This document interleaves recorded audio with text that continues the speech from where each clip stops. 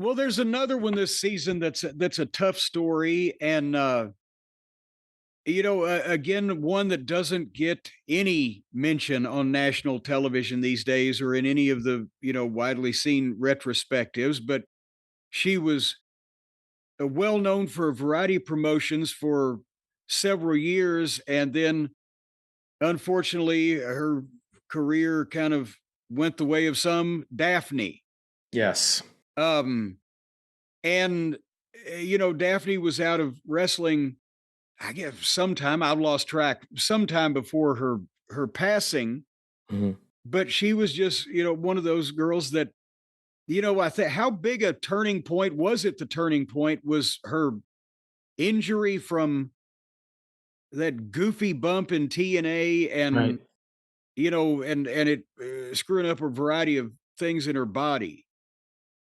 Well, I can't remember exactly what year the TNA spot was, but that definitely what that injury was a huge part of her in terms of her like her downfall in a lot of ways, that injury. And she tried, I think, to sue the company at that time for what had happened, but they settled, which is just so shocking. They settled with her, and I think just gave her like 1,000 of her action figures as payment. What the fuck? What?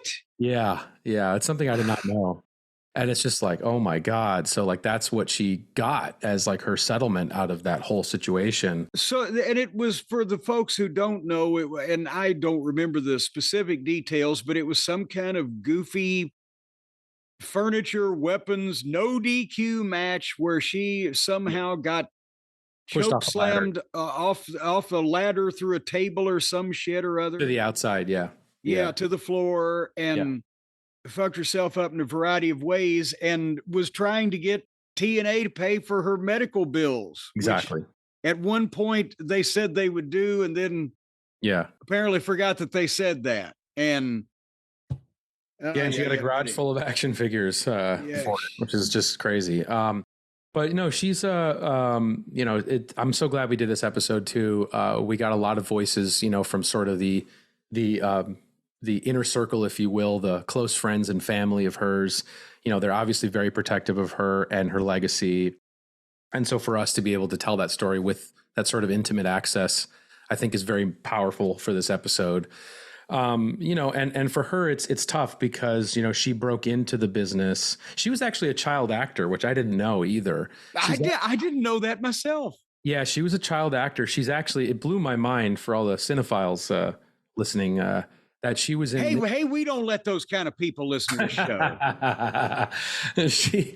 She was in Nicholas Rogue's Insignificance, which is pretty amazing, which stars Gene Hackman, of course, R.I.P. But that just blew my mind. But she broke into the wrestling business and instantly developed a deep passion and love for it.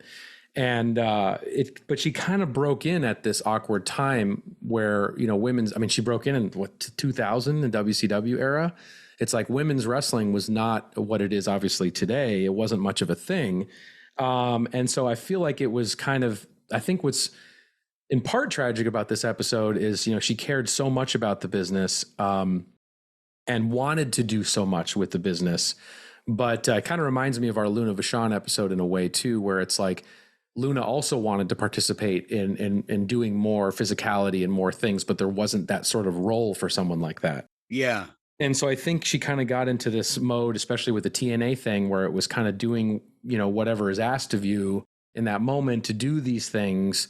And then looking at kind of what the ultimate cost of that is, if you know what I mean. So, yeah. So and she was there. I worked with her some in TNA. I think this incident happened. I had already departed, as they say. right. Stacy continued to stay in touch with her on social media. I don't know, Facebook, whatever the kids do. They would stayed in contact until her death, and Stace was broken up to hear about it. But she was definitely gung ho, and Yeah. and the whole scream and the gimmick. She had Mhm. personality. Definitely. And, that's another one of those, I won't even go off on the soapbox about, but have it girls, weapons, table, furniture, concrete matches. But she had personality. She didn't need all of that. She, had some oomph to her. Yeah, no, absolutely. I think, as her story is, tragic in several ways, I think it does also spotlight her as a talent and really show what was special about her. And just you can just get this sense of her of like, what had there been more of an outlet at that time for a women's wrestler, like what she would have been able to do, so that is kind of difficult to see. It definitely, the episode does, look into, bipolar disorder, and has, very honest conversations in terms of struggling with that. That was a big part of, her struggle in life. But I think it's a very moving tribute to her. And I think it's going to be one that a lot of people are going to be talking about after it airs.